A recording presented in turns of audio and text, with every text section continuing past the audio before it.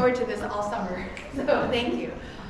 So today I'm Janine from the IU History Department, and I wrote this book called The Gospel of Church, and I'm going to tell you about some of what I learned in the process of writing this tonight. And it looks like this. It finally came out after 15 years of working on it.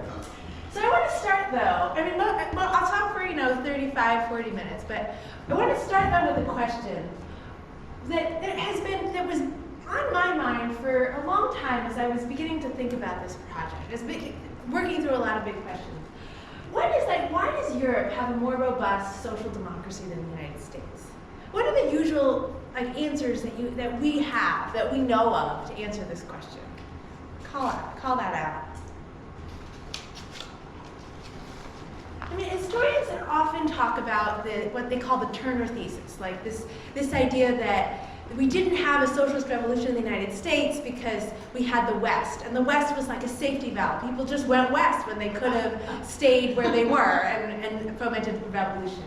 And there are lots of other theories too about how Americans are different in their own composure because they celebrate the American Revolution and its own ideals, which were not the ideals of social democracy.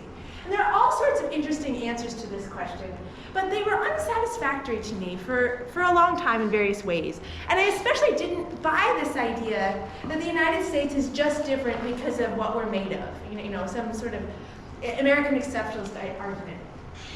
But I was also really interested in this question about why is it that we hear the word socialism, we think big government, like bad big government, right? What do you think of when you think of the word socialism? Dictatorship, yeah, you think about the Soviet Union. Anything else? A lot of people think about atheism, right? Because the Soviet Union had a commitment to building class solidarity on the basis of making people feel like they had something in common. And they thought religion was a thing that fractured people and drove people's differences. And so the Soviet Union was really not into religion. But then a lot of people associate socialism with atheism, which was an interesting association, and it served a particular purpose. But it's not necessarily inherent in socialism to be atheistic. In fact, there are lots of Christian socialists in the late 19th and early 20th century, and I became really interested in those. So I'm going to tell you about my research. So in this book, or in this project that I wrote, I traced the fear and hatred of socialism in the United States to the rivalry between the labor movement and the churches for the authority to define the kingdom of God. I traced this hatred of socialism in the United States way back to not the second Red Scare, but to the first Red Scare, to the World War I era. And I noticed that in this era, there was a real rivalry between church leaders and labor leaders over the right to define Christian morality and the right to define whose job it was to do the work of providing education and social services, like charity services, and healthcare for the working classes. And what I learned is that in the late 19th century, the churches had already been doing a lot of this work of providing education and social services to the poor for the previous century. The churches had been doing that work on the on the frontiers. They had been doing that work when there was not a state or county government that was able to provide through tax money education and social services and health care. And so churches had been doing a lot of this work as charity for a century or more in the late 19th and early 20th century. But I recognize, though, that when the labor movement and the socialist movement in the United States made the demand that these need to be public services because we need to make available opportunities for social mobility and for care provided by the community, the churches found this very, very threatening. So that's the big argument in my book. And this argument that it is the rivalry between the labor movement and the churches that is the catalyst for this anti-socialist sentiment in the United States. And that one of the reasons we don't have social democracy in the United States is because the church has fought doggedly against it. So now I'm going to go back and tell you the story that I tell in my book to defend this argument, or to explain how I arrived at this conclusion. So in the late 19th century, I found, and this was shocking to me when I found it myself, but in the late 19th century, regular church attendance in the United States was very low. Now, a lot of us, when we imagine the late 19th century, we imagine like in the old days, everyone went to church, right? I certainly thought that myself. And if you read U.S. religious history, so many of the books make the assumption that the people who were elite were representative of the United States in their religiosity. Because there is a high rate of religiosity or church participation among wealthy people. However, when we do the numbers, and this is data from the U.S. The Census of Religious Bodies in 1890. So this is federal government data authorized by Congress in their census of religious bodies. And what I found in the late 19th century, the most popular, the religious community that commanded the most number of members, and these are self-reported, was the Catholic Church. And they had just under 10% of the United States identified as Catholics. Or to be more precise, the churches identified those members of their community as Catholics, probably because they were on the register for being baptized. The next largest religious group in the United States in 1890 were the Northern Methodists, which is in some ways not at all surprising, but they commanded a membership of only 3.5% of Americans, which is really quite small for the largest Protestant group in the United States. And then it goes down from there. The third largest group is actually African American Baptists, which isn't shocking to historians of American religion, but it also tells us something about working class white people and how absent they are from the largest groups of churches. And I say, well, there's a lot to do with class here, although in this particular slide, you can't necessarily tell class. What we can tell is that these numbers are relatively small relative to the size of the U.S. population. So you can see that slide. Do you have a question? Oh, to move that over. Yeah, there we can see. Yeah, yeah. You can, and this is Then the other side goes away. You can also raise your hand too if you have questions or any clarification. What I learned is that only 22.5% of Americans in 1890 were registered church members. Most Americans did not go to church. And if we're tempted to think that, well, that's because, most Americans were in only, most Americans didn't have the opportunity to go to church, which is hardly true, because in much of the frontier, there wasn't really money to build edifices that we call churches. But the census collectors tried very hard to get past that, where they counted any group that met regularly as a church, even if they didn't own their own space, even if they met in homes. So they tried to actually get past the question of whether or not a community could afford their own building. And when I worked with a grad student to map this onto the map of the United States, what we found is that in general, Methodists are spread all over the United States. And at the very largest in concentration, they have communities per county of about 120. And in the lower numbers of concentration, they have up to 30 members.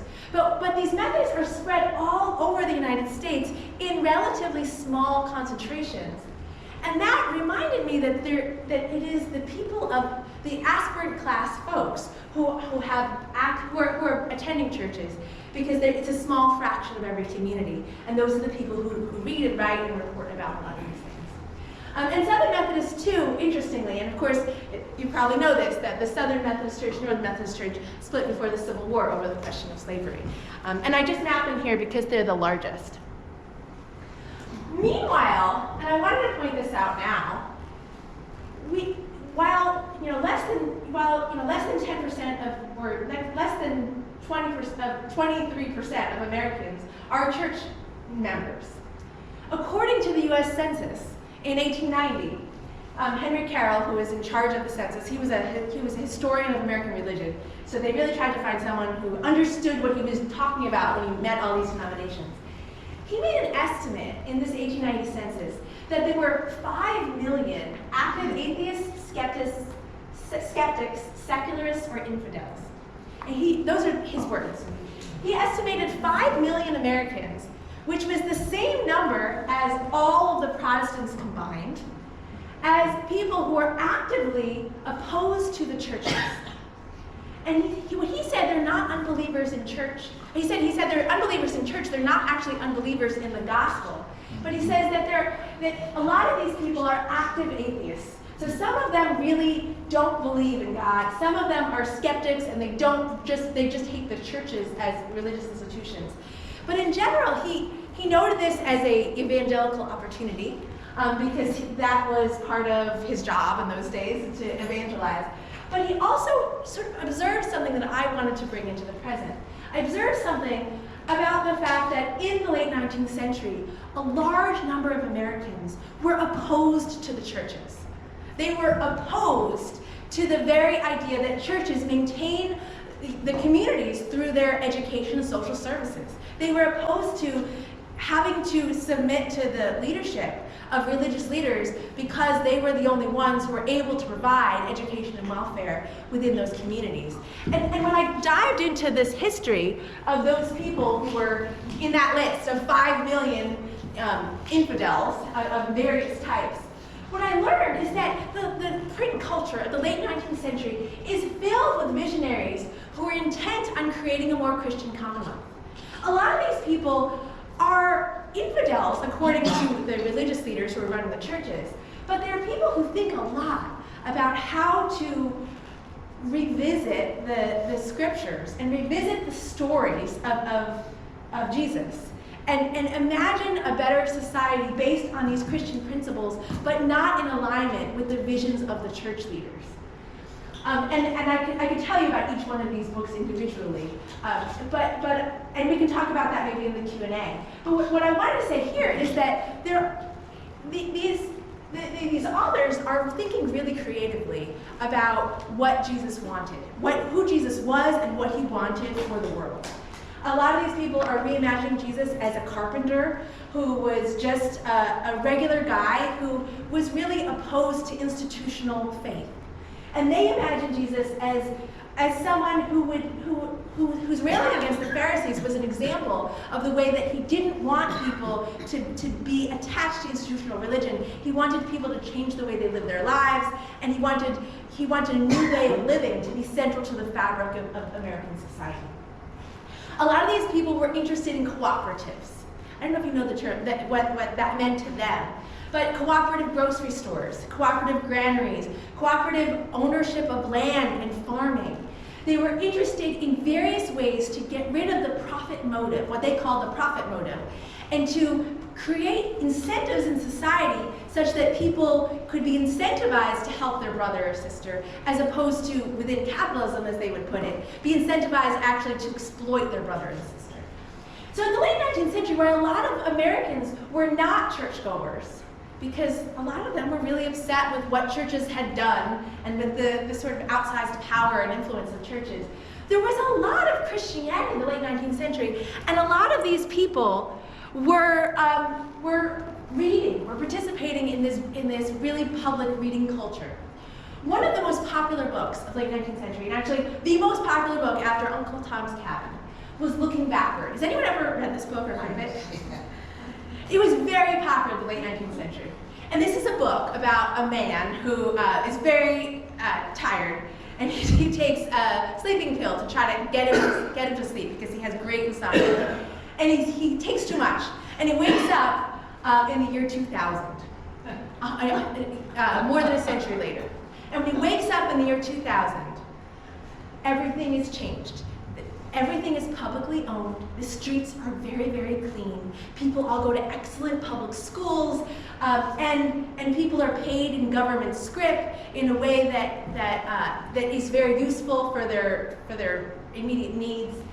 But perhaps most interestingly for my purposes, churches have gone away.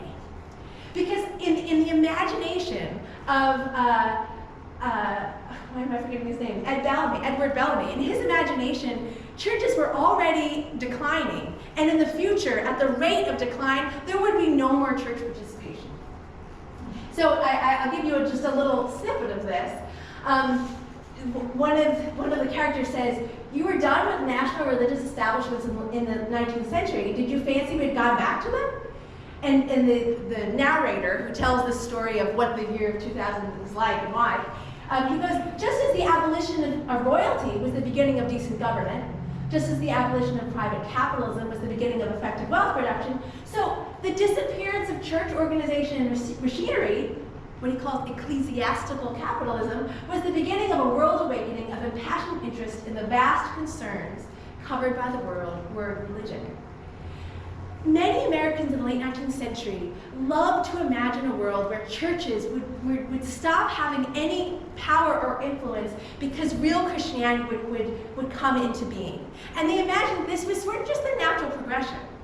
Now I should mention, this is actually happening in Europe at the time, and many people are observing that. Many Americans are observing this transition in Europe away from church management of education and public services, and the growth of socialist ideas in Europe. So it's really not at all surprising to think that the same thing would happen in the United States, and to look forward to this transition in the United States. And I'll quickly mention George Herron, who is a minister in the United States, as well as a founding member of the Socialist Party of America, a good friend of Eugene Debs, our Indiana friend.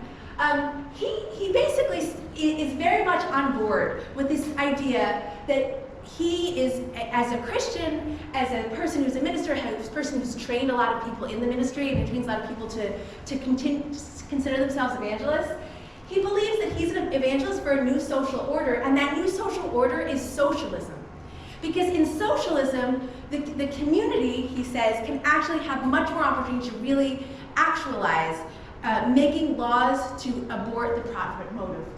He thinks that churches are not able to have the authority to change that profit motive, but the only way to do that is to expand the power of government to change the way society works. He says a pure social democracy, which was his idea of what socialism is, a pure social democracy, is the political fulfillment of Christianity, the political organization of Christ's law of love.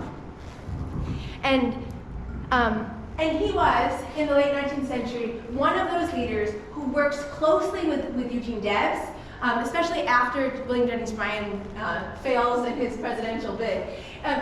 Herron works closely with Eugene Debs to turn this alternate vision of Christian nationhood into the foundation of the Socialist Party.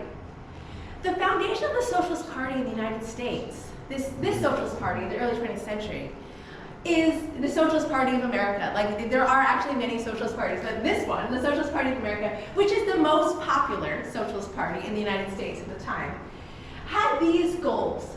They wanted universal suffrage, progressive electoral reforms, public works programs, social insurance, municipal ownership of public utilities. Basically, they wanted publicly owned transportation and publicly owned electrical grids and water systems, trains for sure, trolley systems, and they were interested, and they completely gave.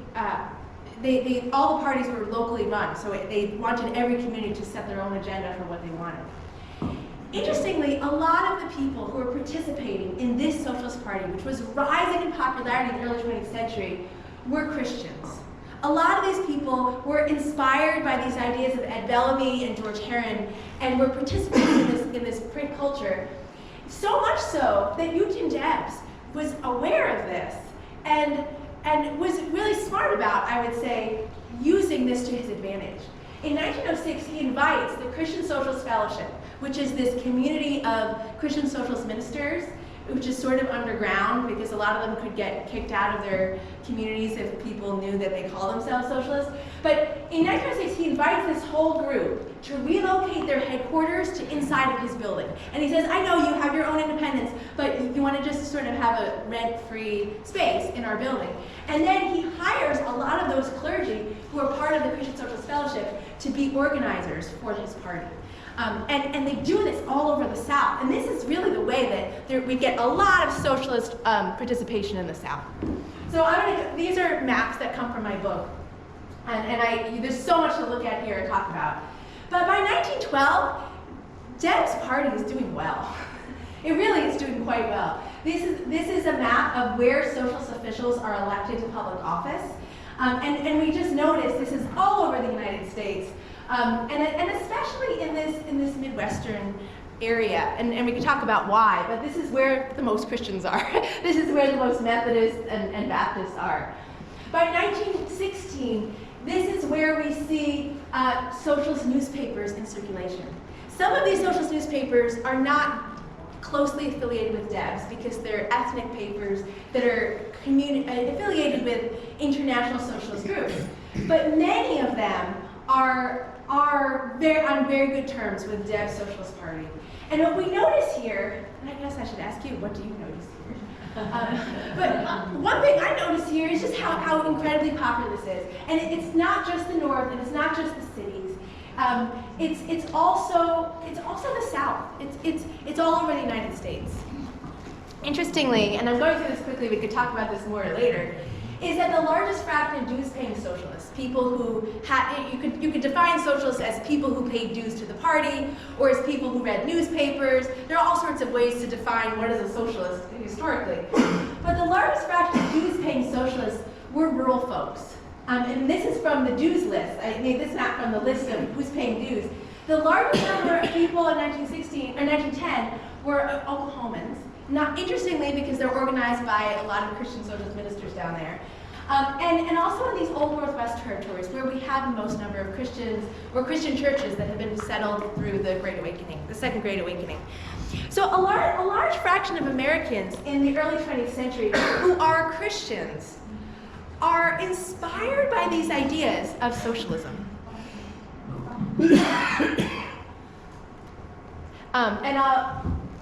I'm keeping track of my time. And I realize I'm maybe going too slow, but don't worry. I will wrap up quickly. I will not go over time. By 1908, and so I'm taking a step back a little bit here. I just told you about 1916. But by 1908, it seemed like church-going Christianity was a relic of the past. Socialists were really debating at their party conventions, especially the one here in Indianapolis in 1908. They were debating whether to toe the international party line on religion or not. So in Europe, in the early 20th century, there was a decision made that religion was actually bad. That religion was actually a source of social fragmentation, and that socialist parties are against religion. Religion is actually, they think, part of the old world.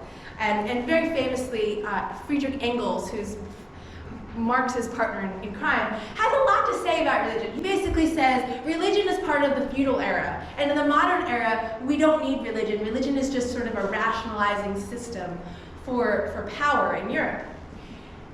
American socialists, though, hear this in 1908, and they are not convinced, because they recognize that a lot of the people who are voting for socialists and who are thinking of themselves as socialists in the United States are actually Christians and see themselves as part of that Christian community. And American socialists have this incredibly interesting debate in 1908, and I'm going to go through this quickly, and we can talk about it later, you can read my book.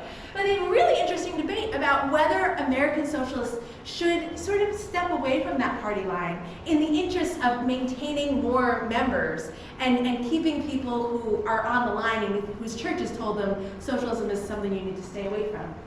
Interestingly, Albie Simons, who is not a Christian, but actually very interested in organizing, and a very good organizer, and a writer, and his wife is a writer too, and they're really active in figuring out strategies for electing socialists to public office, says publicly, a religion which survived savagery and barbarism and feudalism and welfare capitalism is not going to die tomorrow.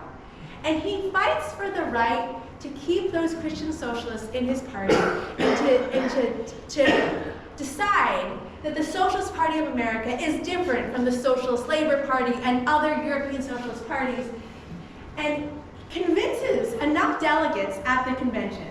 Also, a lot of the delegates at the convention are ministers, because Deb set them up for this in many ways, but convinces these delegates at the convention to offer no comment on religion. To offer no comment, to not say that religion is a bad thing, a source of social fragmentation, and to just have no comment on religion. Because Simon sort of thinks that religion is going to go away on its own and there's no reason to talk about it. And if it isn't, it's not going to bother them because they're already at the convention. Which is a really interesting sidestep that American socialists are taking away from here. And Mars Hillman then sort of agrees. He's in charge of the party that year, in charge of the convention. And he makes his concession to Christian socialists to have no comment.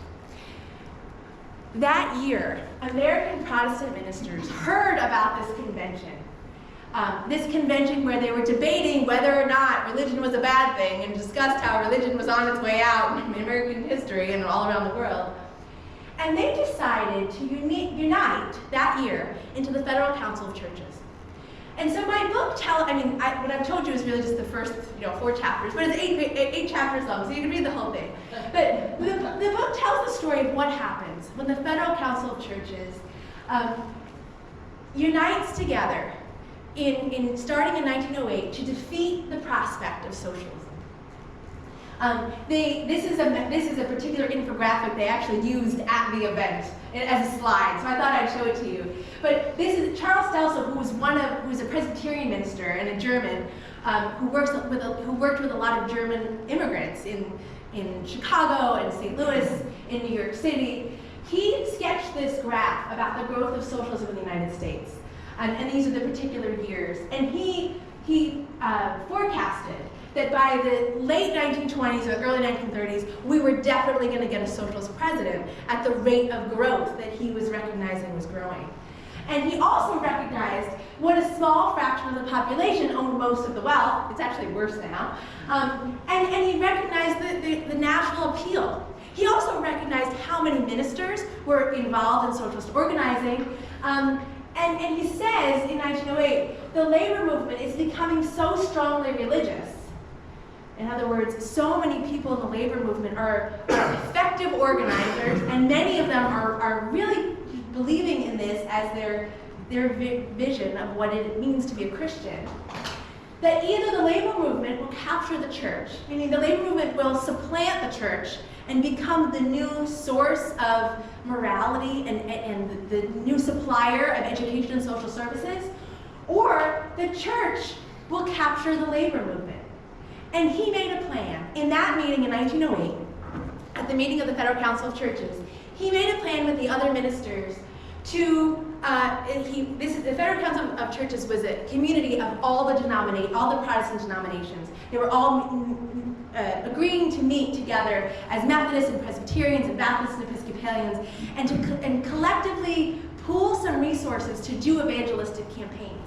And their agreement in that year was to do those evangelistic campaigns in order to supplant the possibility of socialism, in order to supplant the possibility of labor parties and the Socialist Party building education and social services and hospitals that would replace or displace the role of churches, the role of religious communities in working class lives. And I can tell you, and this is where I can speed quickly through the slides, and I'm conscious of time. And I'll sort of tell you quickly about the sort of second half of my book, which is that what I argue is that the social gospel movement, this movement that we often as Christians describe as the moment where churches come together to serve the poor, it was that, and a lot of these people who were involved in the social gospel movement were really good people who had really good aspirations, right? In terms of, I'm not trying to judge their souls, but a lot of these people who were in those movement were really organized, not just for the sake of serving the poor, but they came together for the sake of supplanting the power of collective bargaining and the power of socialist labor parties to dictate the future of American politics and to dictate how poor people would be served. And this story of collaborations between churches and working class people in the early 20th century, which is a story I tell very specifically about. I talk about different strikes where ministers come in and work with poor people.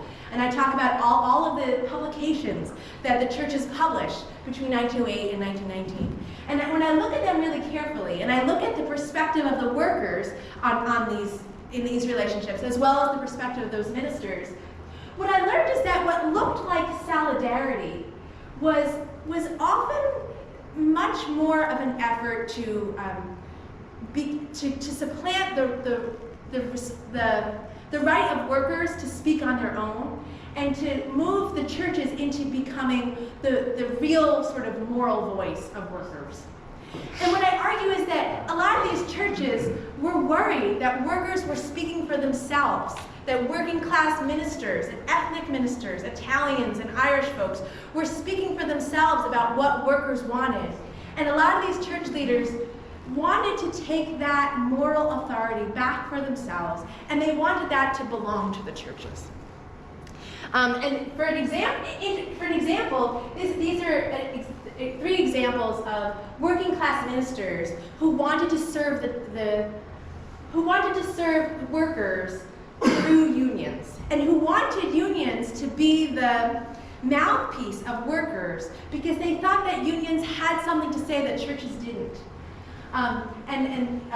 Presbyterian, Dutch Reformed, Bible Scutters, Episcopalian. There are all sorts of working class ministers who were interested in something different. But between 1916 and 1920, the Federal Council of Churches was legitimately afraid that the labor movement was going to take over the churches, and so were big business leaders.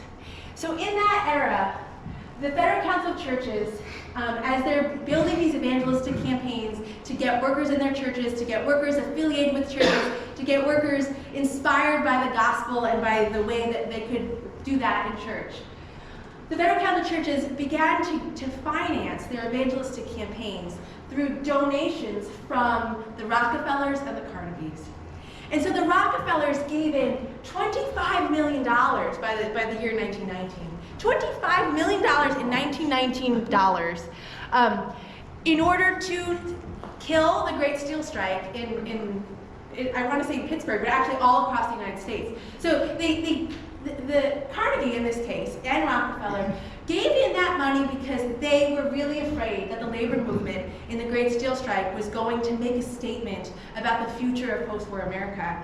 And at that moment, it was these so-called Christian capitalists who financed the work of the social gospel in order to supplant socialism. So this is my last slide. This is a map. This is a picture that I got actually from DePaul University for the collection of Worth Tippie. Worth Tippie was one of the leaders of the Methodist Church in the whole United States, and he's a real DePaul guy, and so we collected all of his materials. His vision for the future of the United States, this is Epworth Memorial Church, is one of the churches he ran. His vision for the future of the United States, and the reason why he participated in this effort to kill the labor movement as a social gospel leader, was that the church would be the primary dispenser of education and social services for every community. And I think this is his vision of Cincinnati. I think it's Cincinnati, not Columbus, and I keep mixing those up. But this is his vision, that the church would be, this is Cleveland. I'm sorry, it's one of his, he worked in all of those cities at various times. His vision of what the church should be in the United States was that the church is at the center of the city, and the church would train social workers and nurses to provide for all of the needs of the working poor in the city. And in that way, the churches would always have a relationship with poor people, and churches would always maintain their relevance to 20th century America. And to him, this was why it was worth killing the labor movement, to maintain the value of churches. So thank you so much for listening to me and talk about my book. I look forward to questions. How did you get interested in this? Oh, I mean, that's a good question. I'm a Christian, and I always wanted to be a labor historian. And this came up in class when I was in grad school, and someone said, you need to work on you need to work on figuring out what happened to Christianity and also the labor movement, because there used to be a much tighter relationship between the churches and the labor movement, and we don't really know what happened. We don't have a lot of explanations for what happened. And I could have, and maybe should have, told the story of the 30s and the 40s and 50s. You know, a lot has happened since then. But this particular story caught my eye, largely because it was never told before, and it was fun to be the first one to tell it. Was there a difference with the rural community and the city community in those senses? You know, you read all these books of people in the country and how the church was a focal point of their lives. Yeah. Because they were a lot more sparse than the city, so that probably. Yeah. I mean, most Americans weren't really in the cities until the 20s or 30s. I mean, most of America was rural, and in some ways, we're still half rural as a country. So that's a really good question, and I expected when I saw those low church participation rates, I thought, well, maybe that's just because in rural areas there's no access to churches. So I was a little bit surprised that actually there are churches all over rural areas, because that's where most people live. Yeah, it's a community. Churches are serving many, many purposes, and many of them are wonderful. I mean, the book I'm working on now it shows how the churches are doing public education when there's no tax money for education. I mean, they're doing a lot of great work, but they're also really afraid that they're going to lose that ability and be displaced. So how could the churches provide all these services? Where did they get the resources to do that in the first place? That's a great question. They are getting it from the members.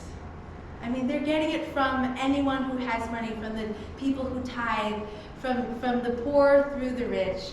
And the Catholic Church has the most money because they have the least competition. They're the biggest, and they're getting good donors from the small Irish upper class of Catholics. But that's a good question. How do the churches actually get the resources to do that work? It's from the members. It was the same way we asked the question, how did black education work? And it was all from the actual people who were participating. This might seem kind of stupid, but 1890, you're during the Industrial Revolution, and a lot of these people are being, for pitiful wages, having to work 7 days a week. So could those low numbers be attributed to the fact that people have to work? Yes, that was discussed in the census report, actually. And some people thought that, and that's why a lot of these ministers are trying to lobby for legislation to make Sunday labor illegal, or at least to limit labor to 6 days a week. So some people thought that in 1890, but other people in 1890 said, that's not true, these people hate church. And there are a lot of complications there too, because for example, the Catholic Church was still charging for the sacraments. And in the Protestant churches, you had to pay for renting a pew. So these were not very welcoming communities for people who already felt like the churches weren't supporting them enough. But it's a really good question. Maybe in your book you say it plainer, but in the 1890s material, you never really use the word immigration. But I think so much of your maps could be explained by immigration, as well as the attitudes. These were people who left their areas because of religious reasons in many cases. Thank you. You're right. It is in my book, and I would say I'm a historian of immigration. But you're right. I should have mentioned that out loud. But you're absolutely right. Many people in the 1890s were also saying the same thing. Like Josiah Strong is one of the most prolific writers and thinkers about this problem. He wrote a bunch of books about it.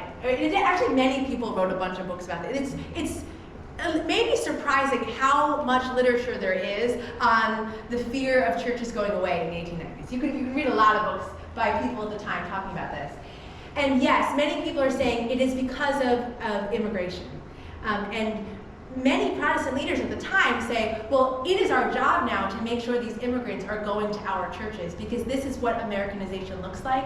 This is what assimilation looks like. And the Roman Catholic Church is fighting really hard against this. Actually, so are the Jewish communities. But the Roman Catholic Church is especially the target of that evangelistic work, and therefore they are fighting very hard against this vision of Americanization and assimilation. And yet, it's not necessarily clear that the church participation rates in the Roman Catholic community are going up, although participation in Catholic schools is. But that's also because there aren't a lot of good alternatives. So you're right, a lot of this story is the story of immigration. But it's also a story of how it was so likely in the United States that because American Protestants, Anglo-American Protestants, were such a cultural minority, we would have thought that because they were such a cultural minority in 1890, they would have become a more recessive part of American culture by 1920. And yet what we found is that by 1920, because of the Red Scare and the social gospel movement, American Protestants are a dominant minority group.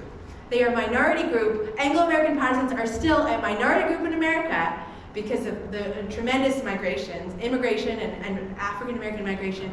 They're a minority group, but they actually have an outsized amount of power, and they appear to be the only people with churches once we have prohibition. Because a lot of these bars are shut down, a lot of the other community spaces for immigrants are shut down, and churches become the major social gathering place. And so I'm telling the story about how this minority comes to power in a moment when you would expect them not to.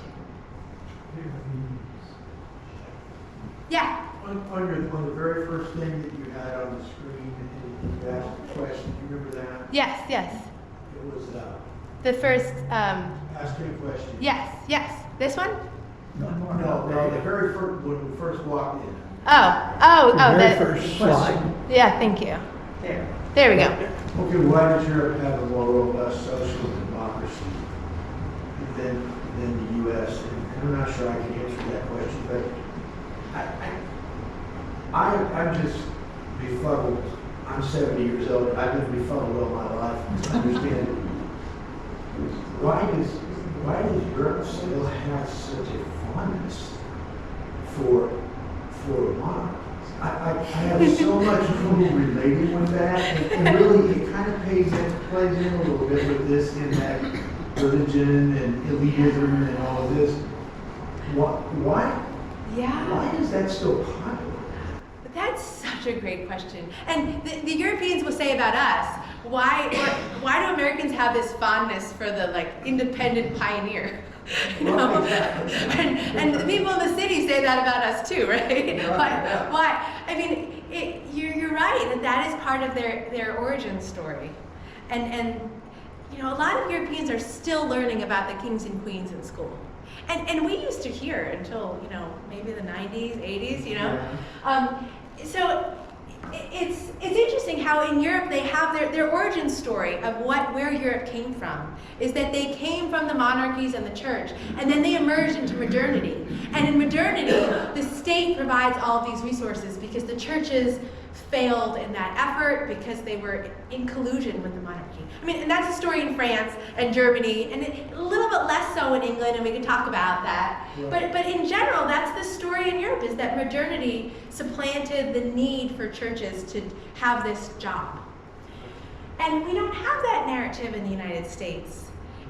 Partly just because they didn't win, right? The winners get to tell the stories. Exactly. And the story that's told from the 1920s on is that these ministers rose to the occasion to serve the poor. And what they did is they helped pass reforms to get those workers paid more. That's welfare capitalism. They helped raise wages. They helped. They lobbied for, within industry, they lobbied for vacation days off. They lobbied for employers to pay for health care. They lobbied for various reforms that would make life better for workers. But they would not lobby for any of that to be, they would not lobby for collective bargaining rights, and they wouldn't lobby for socialists to actually set the terms, set the political agenda. Because they wanted to have those ministers look up to they wanted capitalists, businessmen to look up to ministers. They wanted to be the most moral people in the room, and they wanted to be the one to tell the business leaders how to run their businesses. You had Woodrow Wilson up there. Yes, yes. So, you know, he was son of a, I believe, Presbyterian minister, and, you know, went on to do Princeton University Yes. and all that kind of stuff, and then eventually becomes president. So Yes. how does he fit in? Yes, so thank you for asking, and I was just trying to make sure this was more condensed. So Woodrow Wilson has an enormous amount of power during World War I to make a decision about how much power workers should have.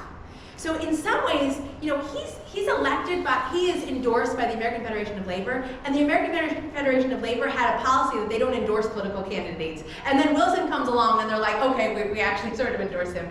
Because he said he was going to support labor, and he talked about that publicly.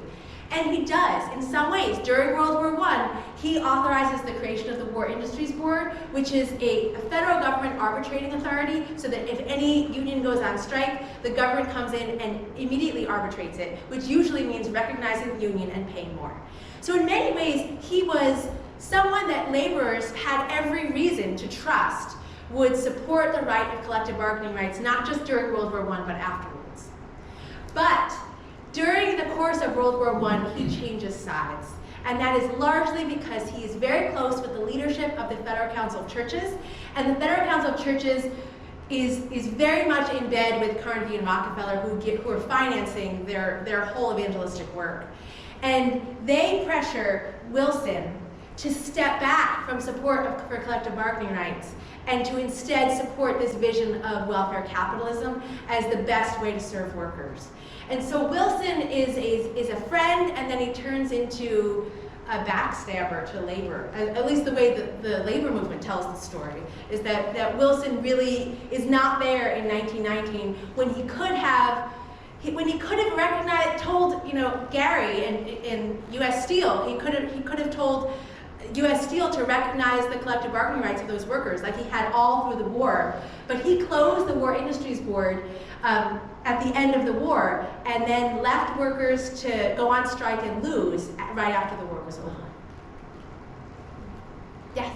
I think another, I'm a professional Presbyterian.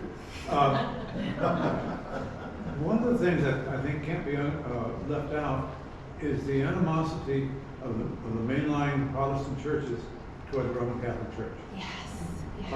And an aspect of their being involved in social welfare program, particularly with immigrants, was to inhibit them from being a part of the Catholic Church. Now, making little Presbyterians out of them, little Methodists out of them, they even went to the point where you had dual language congregations and stuff. Yes. Yeah. With the Italians in New Jersey and similar. Yes, actually, I went to New Jersey and studied the Italians in New Jersey for this project. Arturo Giovannitti, who you saw the picture of, he is one of those Italian Presbyterians, and I called his family and talked to them. No, absolutely, that the animosity of the Roman Catholic Church, and the animosity of Presbyterians in particular toward Roman Catholics, or toward all these immigrants' fealty for the Catholic Church, was huge. I mean, I even argue that the reason the Federal Council of Churches is coming together is because they want to imitate the size and stature of Roman Catholicism, and they know the only way they can do that is to work cooperatively. And it's true, it's because they're really afraid of the fact that it's true. A lot of immigrants are attracted to non-Roman Catholic communities because the Roman Catholics are not really serving the poor in the way that a lot of socialist leaders are telling them it should. It's the Socialist Party that is reminding these Catholics, you know, that they can do better and that the churches are not serving their interests. No, I love it. I would love to talk about Presbyterians. I spent many years studying the Presbyterians because they're a big part of the mind, the vision behind the Federal Council of Churches is really Charles Stelzl and a lot of the Presbyterians. Yes? Could you make just a brief comment about how this was developing like around the mid-60s, around the mid-60s, where were we then? The 1960s? Yes. So that's a good question to think about, the role of the churches in the 1960s. Yeah, so there, a lot happens after this book is over, and maybe I should have written a different book. I'm very serious about this, because it, in some ways it explains the present, and in some ways it just explains the world we got in the 1920s, and then we need to read another book. So I think that's a really good question, but I'll briefly answer it, which is that the Roman Catholic Church becomes, in the period sort of right after this book, it becomes the closest friend of labor. I mean, so much so that if you want to get the archives, the archival, papers of the American Federation of Labor, you have to go to Catholic University archives. And that's because the labor movement asked for them to be the repository, because there was such a close relationship between the Catholic Church and the labor movement in the mid-century, in the 1930s, and the 1940s, and the 1950s, and the 1960s. I